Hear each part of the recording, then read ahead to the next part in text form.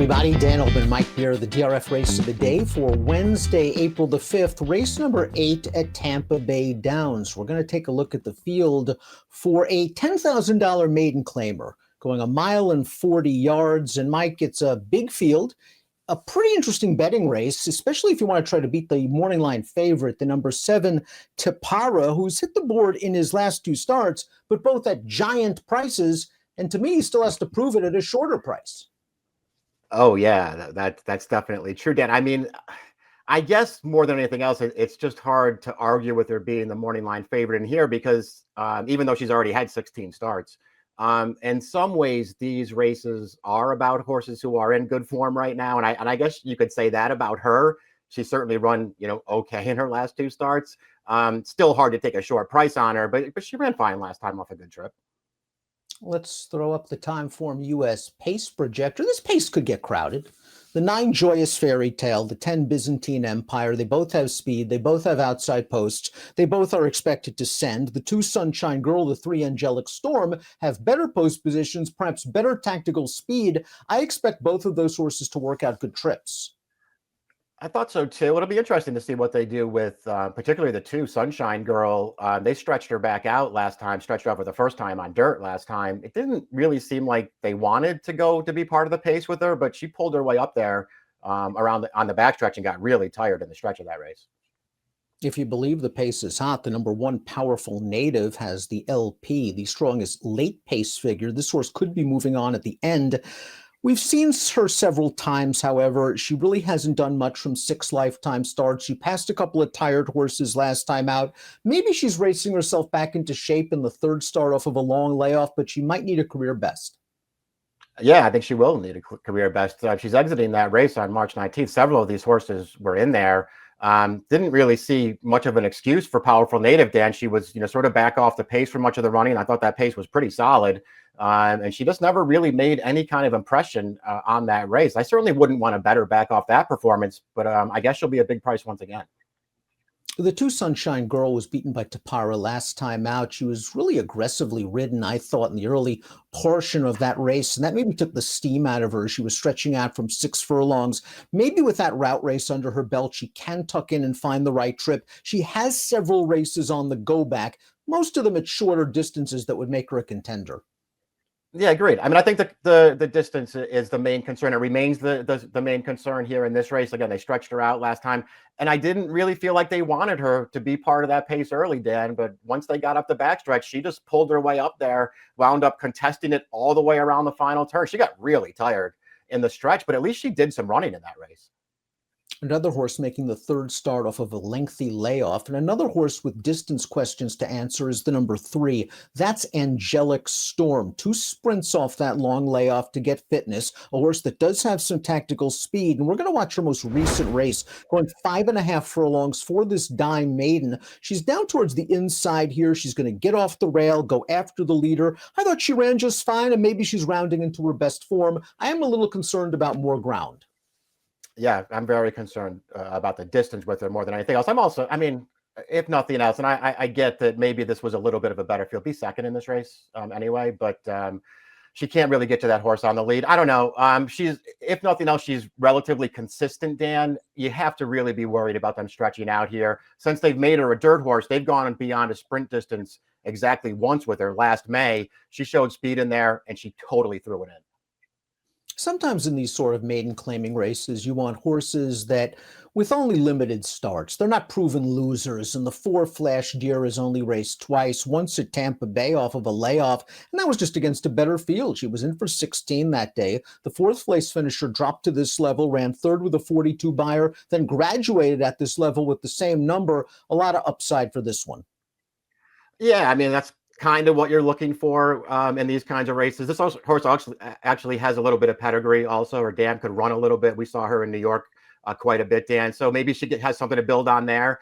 The debut last October, really green in that race. I didn't think that was a terrible performance at all. And listen, it wasn't a great field last time. The horse that won it, though, odds-on favorite, just opened up on that field aggressively around the turn. This filly had no chance to really get involved. Does she have to improve? Yeah. Is this the right kind of spot for her to improve in? Yeah. Won't be surprised if she gets close to the pace as well on the drop in class and stretching out in distance. The 5 she is, Royalty, has had her chances. She's 0 for 16 lifetime. She didn't do much running last time out, and that was basically a field of turf horses. It was a race washed off of the grass. The runner-up did come back to run second with a 56 buyer, but on her preferred turf surface. Yeah, I mean, she's one of those, I guess, if nothing else, you know what you're going to get from her because she kind of feels like she shows up and runs the same race every time. I know that she was a little closer to the pace last time. I don't know if that kind of race is really representative of how this race is going to be run, however, Dan. And for the most part, she doesn't have a lot of speed. The number 6 is Life and How You Live It. This is a horse dropping to a career low and adding blinkers for the first time while stretching out from a sprint to a route. And she was just run off her feet last time out. That pace looked solid. She was outpaced early. She made a brief move into third on the turn, and she never really did much running in the stretch. I think that field was just better. The third place horse came back to run second in a $25,000 maiden claimer with a 45 buyer. I think if she works out a trip here, even though she's yet to do much from 10 lifetime starts, I think she fits from a speed figure standpoint. You can't argue really with any of that stuff, Dan. I mean, they've only run her on dirt twice. To me, she didn't really do that much running either time. But I'm just with you. That just felt like a way better race last time. I don't think stretching out is supposed to be a real problem for her in here. They're going to add blinkers. It feels like there's a lot conspiring to make this horse one of the major contenders in here. And here's the morning line favorite, Tapara, a horse that's been double-digit odds in every single one of her 16 lifetime starts. She could be the favorite in here, and she deserves to be based off this race last time out. She finishes ahead of 4 of the same horses she's going to face on Wednesday, and she got beat behind an odds-on favorite after making a nice little inside move. Yeah, I mean, got a great trip in this race. A really good ride from her 7-pound apprentice there. Got her into contention, and she's just not good enough for this horse who the favorite is going to pull clear of her late, but she's clearly second best. A lot of things worked in her favor here, Dan, and she took advantage to some extent, but it was another step in the right direction. The last 2 races she's run, the 2 best of her career by far. The 8 Wine with the Rose ran okay when dropped to this level last time out. Tried to make 2 moves, aggressive early, that pace heat up, tried to rate a little bit and come on again. I think she might be improving. I like her tactical ability. I think she could probably work out a trip in the second flight while 3 widen in the clear. I can see that too. I sort of looked at her last race a little differently. I mean, maybe it was a 2-move thing. I just kind of felt like she sucked back up to finish third in that race. A little bit of speed early, could not keep up, I thought, when the real racing started up the backstretch and around the final turn. And then when everybody else got tired, she came back on and got third. Ran fine in there, contender in here. I'm not a big fan. Joyous Fairy Tale, the number 9, seeks her first exacta finish after 14 lifetime starts. She does have early speed, and if not for the presence of the 10, there's an opportunity for her to get loose. The problem is the 10 is in the race, and stamina has also been an issue for this one. Yeah, very much so. It was part of that pace last time that several of these horses were in, but just about everybody else I thought ran better than she did. Byzantine Empire, the last time she ran on the dirt, she caught 3 next out winners, and she was just outrun going 7/8 of a mile. She's probably better going 2 turns, but if you just peruse her form, it seems she's better on turf.